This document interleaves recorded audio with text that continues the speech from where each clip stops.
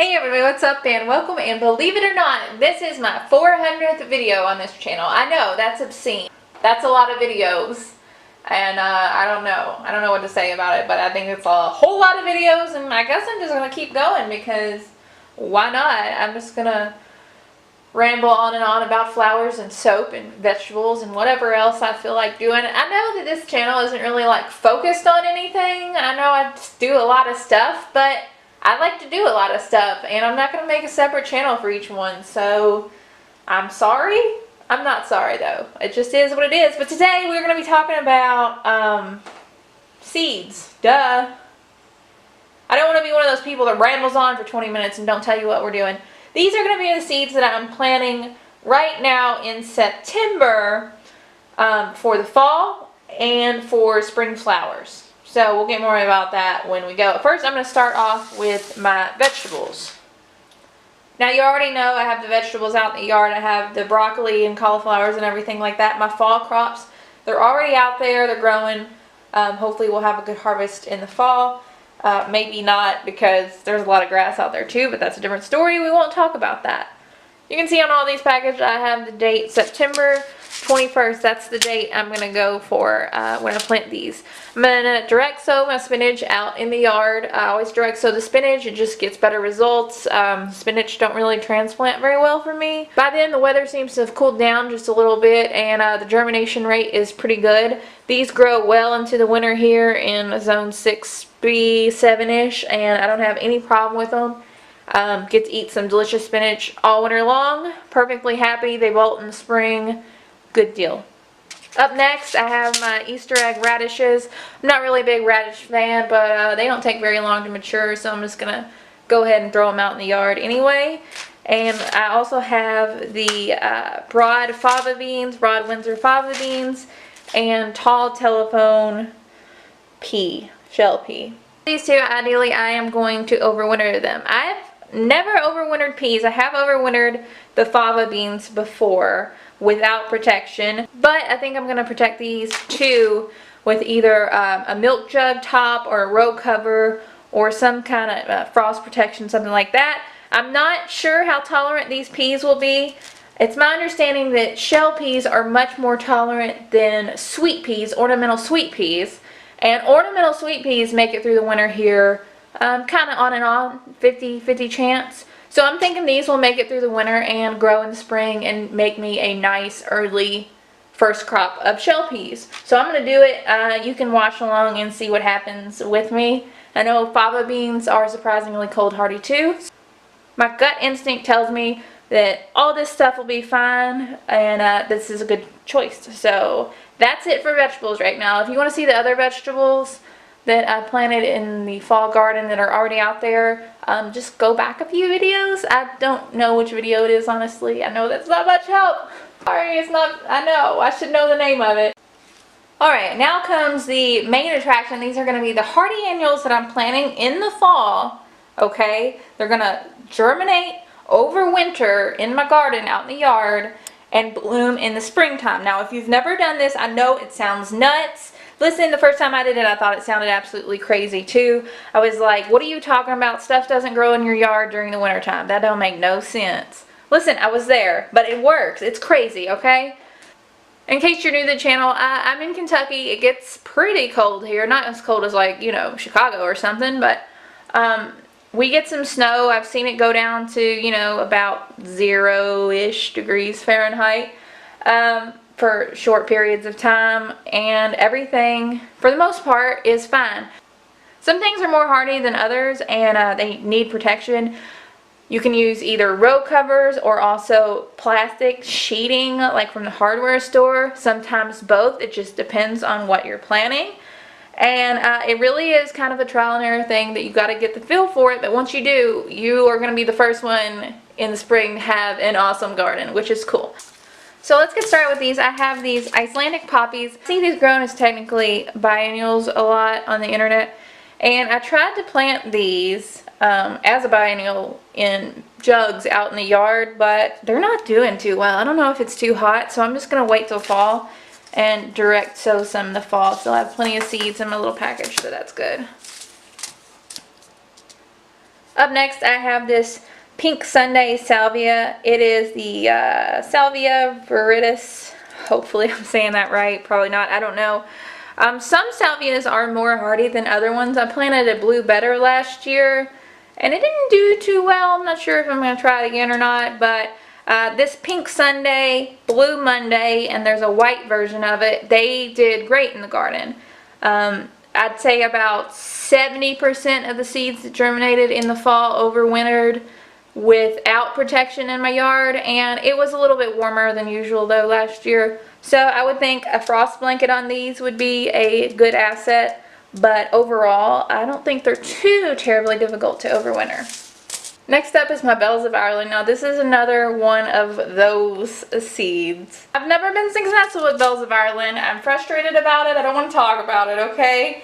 The germination is a little bit difficult. These are definitely going to be going into the fridge for about 2 weeks.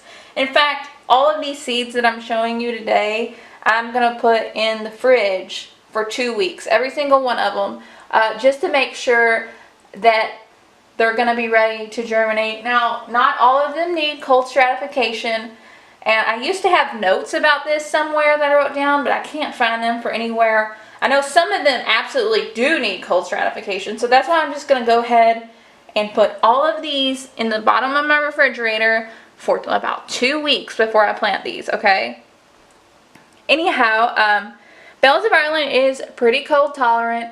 Last year, I had about, I don't know, I want to say half of them. I lost about half of them.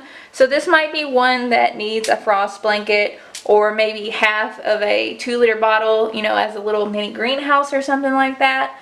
It really just depends on where you live. If you live further south than me, you might be able to overwinter these with, you know, absolutely no problem, easy cheesy. So it's just one of those things. You gotta just get a feel for it. But that's another one I am planting. Up next, I have this agrostemma. You might know it as corn cockle. Agrostemma is one of my favorite flowers for spring, in that they are just so delicate and dainty looking, and they get so tall when you plant them in the fall. You know, I've planted them in the spring before, direct sowed them in the spring as soon as the soil can be worked, and they only got maybe 1.5 feet tall. But when you plant them in fall, they get about 3 to 4 feet tall, and they are so gorgeous when you watch them just sway in the breeze. They make great cut flowers.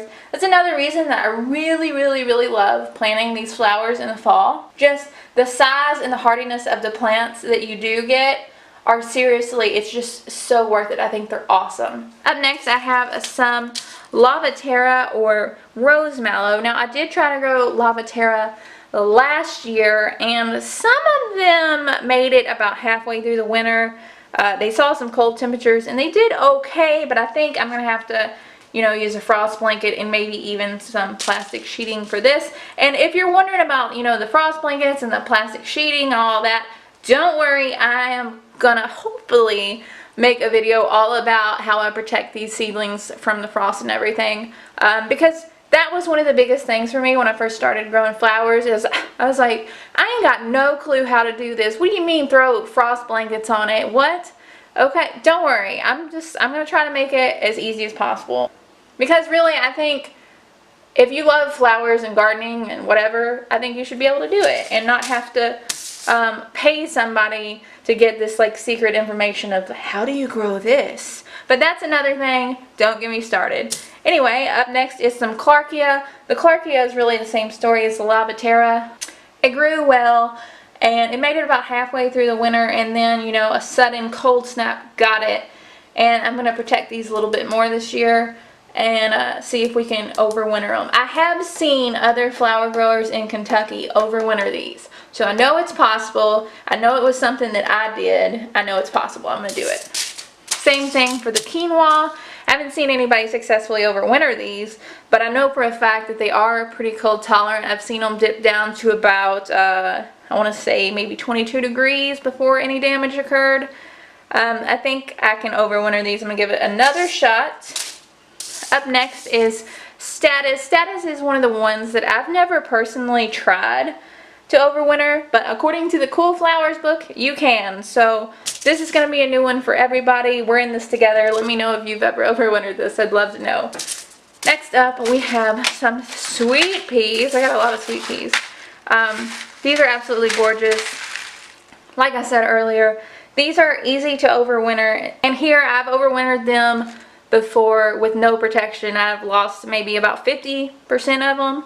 So it really is a 50-50 chance if you're going to just plant them with no frost blankets or anything like that. But I think if I do throw some frost blankets on this, I can get them to grow. I think I'm going to plant these in kind of a cheapy high tunnel, polytunnel or whatever, with the ranunculus. And that way I can keep them warm all winter long, and will definitely, you know, be successful. But because I love sweet peas, they are so delicate and gorgeous. And I just, we have to grow some gorgeous sweet peas. Up next, I have the double blend poppy. My camera battery is about to die. I hope it doesn't. Anyway, poppies are pretty easy for the most part. Most poppies are pretty easy. You can direct sow these. They do great, especially Shirley poppies. I mean, absolutely no protection, just, you know, overwintering outside. They're great. They are very cold tolerant.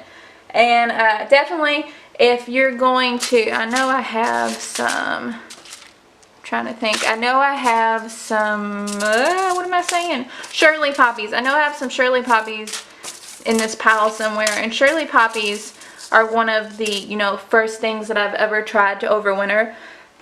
I don't know. Poppies are just really reliable. That's that. Alright, up next I have some classic romantic bachelor's button mix. And these are one of my favorite bachelor's buttons. They're the different shades of pinks. If you have never overwintered any flowers before, bachelor's buttons. Yes, yes, bachelor's buttons, these.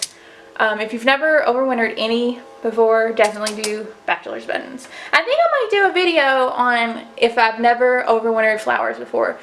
That's a good video. I should do that. I'm going to do that. Y'all are going to see that video like tomorrow or the next day, or maybe the same day. Who knows? The way I upload these things, who knows? Up next we have some lemon mint. This is another one that I've never tried to overwinter before, but according to the Cool Flowers book, you can. So I'm going to do it. That's all I got to say about that. Mammoth Dill is another one. Same thing as the lemon mint. I've never tried to overwinter it, but we're going to give it a go. Borage. This year was the first year I tried to overwinter my borage, and for the most part it did pretty well. I lost about, I want to say, I don't know, 75% of the plants made it, and I lost about 25%, but they were cute, and I mean, they bloomed blue flowers just like I wanted, so I have no complaints there. I think this year I'm going to at least use a frost blanket. I might even run some plastic over top of them just to see what happens. Up next we have these forget-me-nots, spring and summer. I really don't know the difference between the different types of forget-me-nots, but I planted these last year and they made it through most of the winter except for one cold snap hit us, and it dipped down to like 12, that's Fahrenheit, and it got these. None of them made it. So I'm going to try again this year with these forget-me-nots, and I'm going to make sure I cover them up and keep the frost off of them, and hopefully we'll have these sweet little cute blooms in the fall. Fall? Spring, in the spring, not the fall. Up next is some giant imperial larkspur. I am a huge larkspur fan. These definitely need cold stratification before you plant them, so it's good that all these are going to go in the fridge for 2 weeks. These will not germinate without cold stratification, I don't think, if I'm remembering correctly. Don't quote me, but I love these. They are very gorgeous. Up next I have this Buplurum. This is again another one of the ones that is suggested in the Cool Flowers book, so we're going to give it a go.